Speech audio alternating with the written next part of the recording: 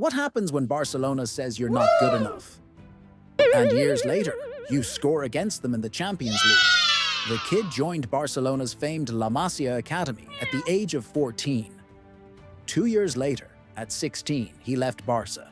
Wait, what? Yeah, you heard that right. He left Barca at 16. Many thought he was crazy.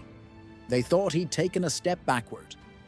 But it was at that moment that Dani Olmo's real journey began. He went back to Croatia, where he'd been born, to play for Dinamo Zagreb. He grew steadily. At 21, he earned a call-up to Spain's national team. And 2 years later, he scored against Barcelona in a pre-season friendly. Some people still don't understand why he left Barcelona. They think he made a mistake. But those who know his story understand that sometimes you have to leave the comfortable place in order to grow. In 2020, he signed with RB Leipzig. And in his first season in the Bundesliga, he scored against all of the big clubs, including Bayern Munich, Borussia Dortmund, and, yes, Barcelona. He scored against Barcelona in the Champions League.